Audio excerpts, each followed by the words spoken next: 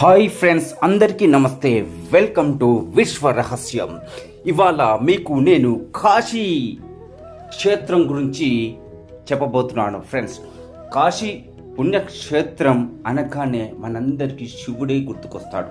ఎందుకంటే ఆ కాశీ క్షేత్రాన్ని శివుడే సృష్టించాడు. అక్కడ శివ పార్వతులు కొలువై ఉంటారు. మహాపుణ్యక్షేత్రం కాశీ పుణ్యక్షేత్రం. అక్కడ గంగలు స్నానం చేసి శివ దర్శనం చేసుకుంటే సకల పాపం హరం అవుతుంది. ఒక్కసారి మనము కాశీ పుణ్యక్షేత్రం గురించి ఇవాళ తెలుసుకుందాం. పరమశివుడు ఆవిర్భవించిన పరమ పవిత్రమైన క్షేత్రాలలో కాశీ ఒకటిగా కనిపిస్తుంది. గంగా నదీ తీరంలోని ఈ క్షేత్రం శివుడి సృష్టి అని చెబుతారు. ప్రళయకాలంలో పరమశివుడు కాశీ నగరాన్ని తన త్రిశూలంపై నిలబెట్టి కాపాడుతూ వస్తున్నాడని ఆధ్యాత్మిక గ్రంథాలు చెబుతున్నాయి.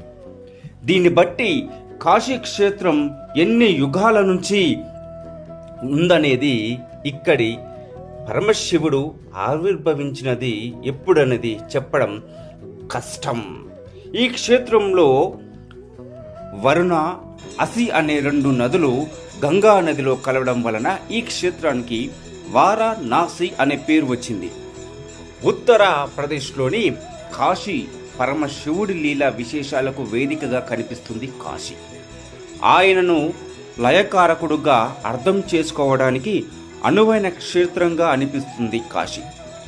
నిజంగానే ఆయన విశ్వనాథుడు, భూతపతి అనే విషయం ఇక్కడ బోధపడుతుంది మనకి. అమ్మవారు విశాలాక్షిగాను, అన్నపూర్ణమ్మ తల్లిగాను ఇక్కడ పూజలు అందుకుంటుంది. గంగా తీరంలో అనేక స్నాన ఘట్టాలు కనిపిస్తూ ఉంటాయి. ఘట్టాలు ఎన్నైనా గంగా ఒకటే ఆయనట్టు.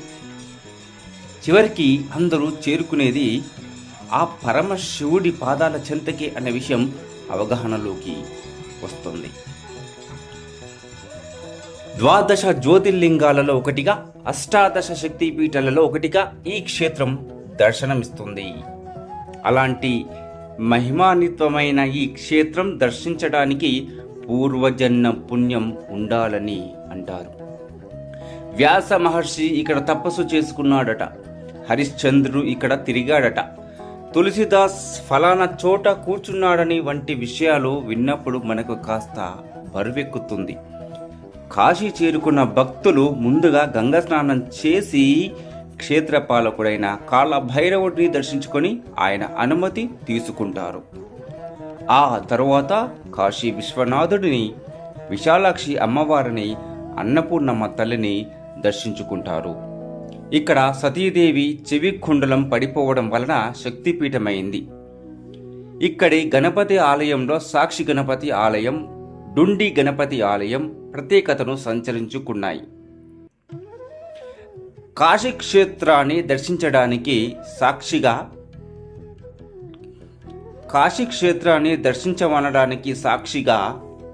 సాక్షి గణపతి ఉన్నాడని అంటారు. ఇక ఆ తర్వాత సంకటమోచన హనుమాన్ ఆలయాన్ని దర్శించుకుంటూ ఉంటారు.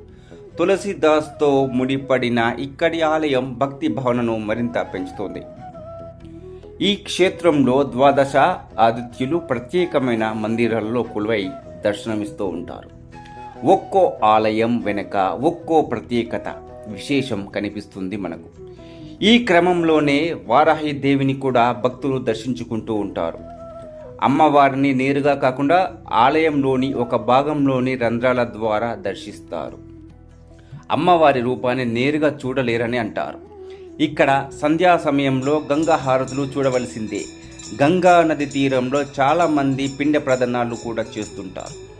జీవితంలో వ్యామోహాల నుంచి బయటపడి వైరాగ్యం దిశగా అడుగులు వేసి మోక్షాన్ని కోరుకునే దిశగా ఆలోచన కలిగించేదిగా కాశీ దర్శనం అనిపిస్తుంది. సో ఫ్రెండ్స్, మీరు కాశీ క్షేత్రానికి వెళ్ళండి, కాశీ దర్శనం చేసుకోండి. అక్కడ శివపార్వతులు, అన్నపూర్ణాదేవి, గణేష్ల దర్శనాలు చేసుకోండి. ముందుగా కాలభైరవుడి దర్శనం కూడా చేసుకోండి. అన్ని విధాల మంచి జరుగుతుంది. నెక్స్ట్ మరొక వీడియోతో మళ్ళీ కలుద్దాం.